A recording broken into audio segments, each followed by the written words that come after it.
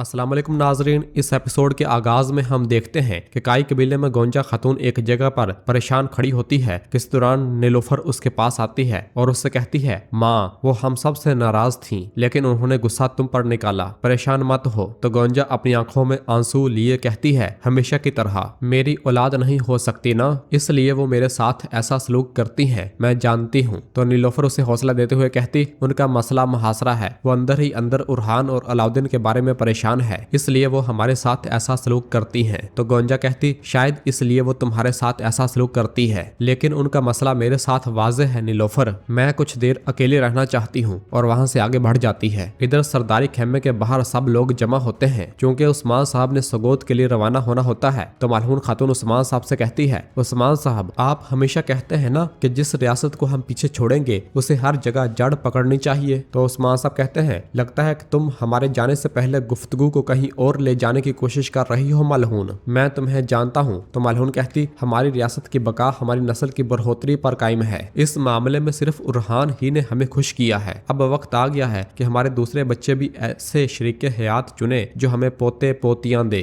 हलीमा और फातिमा और अलाउद्दीन के लिए भी। तो उस्मान साहब कहते, जबकि कह रही हो कि वक्त हो गया है तो फिर आसानी हो मलहून। ये कहकर उस्मान साहब बाहर की जानब आते हैं तो बाहर खड़ा आइकूत कहता है, दस्तूर उस्मान साहब। और फिर सरदारी खेमे का दरवाजा खुलता है। उस्मान साहब और मलहून खातून सरदारी खेमे से बाहर आते हैं, जहां पर सब लोग उस्मान साहब को देखने और उन्हें रुखसत करने के लिए मौजूद होते हैं। उस्मान साहब सबके सलामों का जवाब देते हैं और फिर इसके बाद अपने घोड़े पर सवार हो जाते हैं और फिर अपने हाथ के इशारे से सबको खामोश करवाते हैं और कहते, आज मैं सगोत का दौरा करूंगा, लेकिन मैं जानता हूँ और मैं देख रहा हूँ मेरे उरहान की बदौलत अगली बार मैं बोरसा का दौरा करूंगा। यह सुनते साथ ही तमाम लोग जो शखरोश के साथ नारे बुलंद करना शुरू हो जाते हैं और बहुत खुश होते हैं। इसी दौरान जरकुताय अपना घोड़ा भगाते भगाते कबीले में दाखिल होता है और उस्मान साहब के पास तशरीफ लाता है, जिसे देखकर सब लोग थोड़ा परेशान हो जाते हैं। जरकुताय परेशान होकर उस्मान साहब के पास आकर बताता है, हजूर हमें बोरसा से खबर मिली है, उरहान साहब पर बोरसा के दाखिली दरवाजे पर घात लगाकर हमला किया गया है, हमारे बहुत ज्यादा शहीद हुए हैं। यह सुनते साथ ही सब पर जैसे बिजली ही गिर जाती है।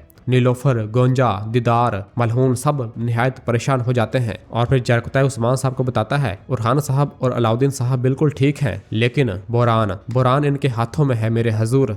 हम नहीं जानते कि वो जिंदा है या मर गया है, हम नहीं जानते कि वो जिंदा है या मर गया है।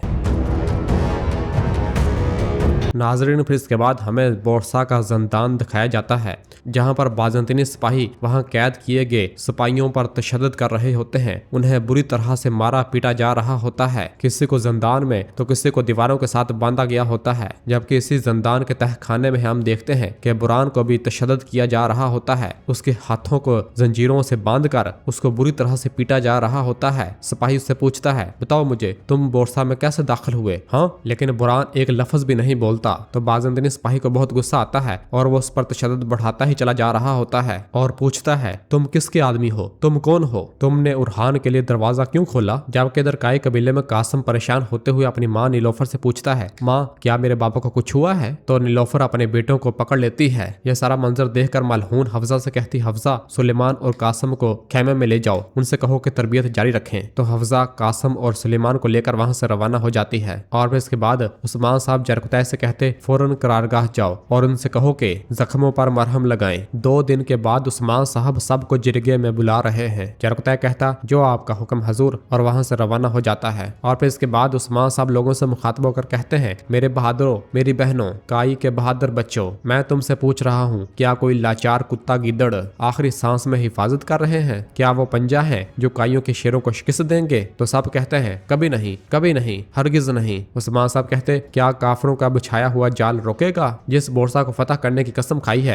मेरे सिपाहियों को कभी नहीं रोक पाएंगे। सब कहते हैं, नहीं रोक पाएंगे हजूर, नहीं रोक पाएंगे। उस्मान साहब कहते, मैं तुमसे वादा करता हूँ, होने वाले जिरगे में निकलने वाला फैसला बोरसा का खात्मा होगा, लेकिन बोरसा आखिरी किला नहीं होगा। और फिर अपनी तलवार म्यान से बाहर निकालते हुए कहते हैं, मैं अल्लाह की कसम खाता हूँ, जब तक ये जान इस जिस्म में है मेरा हदफ सिर्फ बोरसा नहीं है, इज़्निक और अज़मीत है। इन सरजमीनों में जहाँ काफरों की हुक्मरानी है हर जगह होगी। तो सब लोग उस्मान साहब जिंदाबाद, उस्मान साहब जिंदाबाद के नारे बुलंद करना शुरू हो जाते हैं। उस्मान साहब कहते हमारी गजा मुबारक हो। और फिर इस दौरान नीलोफर अस्मा खातून से कहती है अस्मा खातून मेरा घोड़ा तैयार करो, और वहां से रवाना हो जाती है। मलहून खातून भी उसे जाता हुआ देख लेती है। इधर नीलोफर अपने खेमे में आकर करारगाह जाने के लिए तैयार हो रही होती है। इस दौरान मलहून खेमे के अंदर दाखिल होती है और कहती है उरहान ठीक है, परेशान होने की जरूरत नहीं। तो नीलोफर कहती उरहान कभी नहीं कहेगा कि उसे तकलीफ है। मलहून कहती तुम मुझे मेरे बेटे के बारे में बता रही हो, क्या तुम अब समझ गई हो कि मैंने तुम्हें करारगाह क्यों नहीं भेजा? मैंने तुम्हें जाने की इजाजत नहीं दी और अब भी नहीं जाने दूंगी। तो नीलोफर कहती मैंने इजाजत नहीं मांगी मलहून खातून, और रवाना होने लगती है। तो मलहून खातून उसके सामने आते हुए कहती फिर ये मेरा हुक्म है, कोई कहीं नहीं जाएगा, जिंदगी ऐसे गुजरेगी जैसे हमें ये खबर मिली ही ना हो।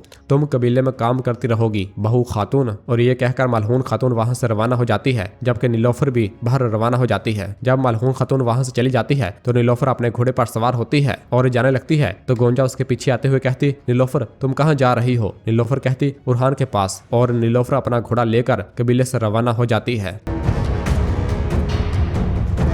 जबकि इधर करारगाह में हम देखते हैं कि जंगी मजलिस बैठी हुई होती है। उरहान साहब भी वहां मौजूद होते हैं और कहते हैं आपने मजलिस का मुतालबा किया, ये है मजलिस। इस पर औची साहब कहते 9 साल हो गए हैं हजूर, हम दीवारों को तबाह करने का कहते हैं और आप कहते हैं कि इंतजार करो, ये गिरने वाली है। बोरसा कमजोर नहीं होगा बल्कि इसके बरक्स मजबूत होता जा रहा है। तो उरहान साहब कहते ज़ाहिर है उन्हें कहीं से इमदाद मिल रही है, हमने देखा और पता चल गया। इसके अलावा हारे बगैर कोई फतह नहीं होती सरदारान। तो संगूर साहब कहते कौन सी फतह 9 साल का नुकसान पूरा कर सकती है हजूर? तो जवाबन अलाउद्दीन साहब कहते बोरसा तमाम जख्म भर देगा संगूर साहब। तो अब्दुल्ला साहब कहते जख्म ठीक नहीं हो सकता मेरे हजूर। और फिर शाहीन साहब कहते फिर भी उरहान साहब दुरुस्त कहते हैं, आज के नुकसान से बहुत बड़ा फायदा मिला है। इससे यह जाहिर किया है कि बोरसा पर अचानक हमले के बगैर कब्जा नहीं किया जा सकता। तो आउची साहब कहते 9 साल जब हमने ये खेमा यहाँ लगाया था। और फिर अपने पीछे मौजूद कुत्ते की जानब इशारा करते हुए कहते हैं यहाँ तक कि इस कुत्ते की माँ भी पैदा नहीं हुई थी।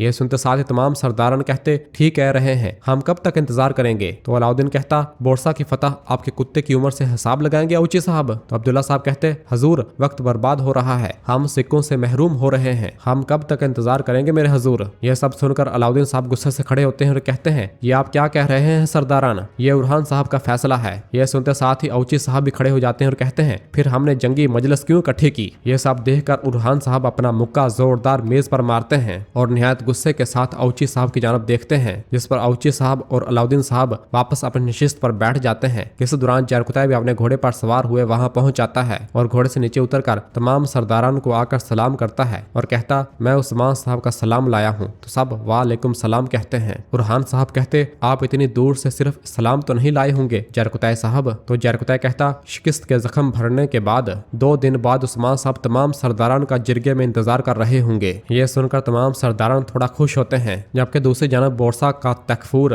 अपने कमांडर फ्लादियोस और उसके भाई ओक्तावियोस को बता रहा होता है कि इस बार बहरी जहाज कुस्तुनतुनिया से सामान लेकर कारगा बोरम के साहल समुद्र पर उतरेंगे। ओक्तावियोस तुम सामान लेकर बोरसा में लाओगे? तो ओक्तावियोस पूछता आपने मकाम क्यों बदला? तो तकफूर कहता हम इन्हें हर बार एक मुख्तलिफ साहल पर उतारते हैं क्योंकि तुर्कों के सिपाही इर्द गिर्द घूम रहे हैं, मैं सामान को खतरे में नहीं डाल सकता। अगर इन्हें हमारी छुपी हुई सुरंग मिल गई तो फिर इसका मतलब है कि हमारा इख्तिताम आ गया है। और फिर फ्लादियोस कहता साहल समुद्र पर बहुत बड़ी मदद होगी ओक्तावियोस, मेरा बहादुर भाई, तुम्हारे लाए हुए हथियारों से हम तुर्कों की करारगाह पर हमला करने के लिए ताकतवर बन जाएंगे, जैसा कि तुमने और मैंने हमेशा ख्वाब देखा है। हम तुर्कों से आमने सामने लड़कर अपने बाप का इंतकाम लेंगे, अब तुम जा सकते हो।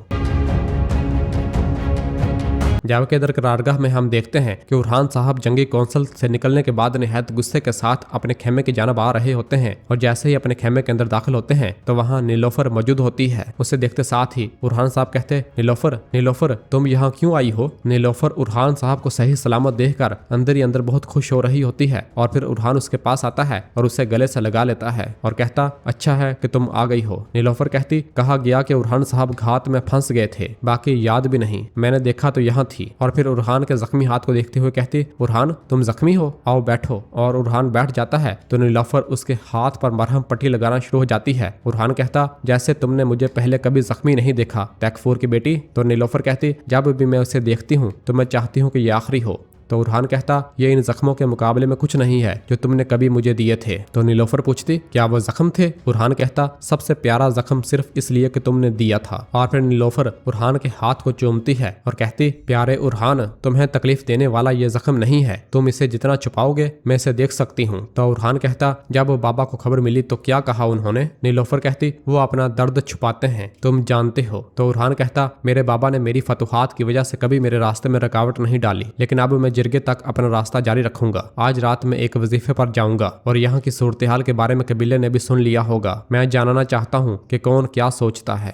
तुम जानती हो कि सबसे अच्छी मालूमात एक सरदार की बीवी से ली जा सकती है। तो नीलोफर कहती ऐसा ही हो, लेकिन फिर भी तुम रात तक आराम कर लो, मैं आपका बिस्तर तैयार करूंगी। नीलोफर और उठकर जाने लगती है तो उरहान नीलोफर का हाथ पकड़ते हुए कहता नीलोफर, जब तुम आई तो मैं अपनी थकावट भूल गया हूँ, और उसे गले से लगा लेता है। और नाजरीन इसी जगह पर एपिसोड खत्म करते हैं। मिलते हैं बहुत जल्द अगली एपिसोड के साथ। वीडियो को लाइक कर दें और जिन दोस्तों ने अभी तक चैनल सब्सक्राइब नहीं किया वो जल्दी से चैनल सब्सक्राइब कर दें और बेल आइकन यानी घंटी वाले निशान को भी प्रेस कर दें ताकि आने वाले एपिसोड्स आपको आसानी मिल सकें। दुआओं में याद रखें। अल्लाह हाफिज।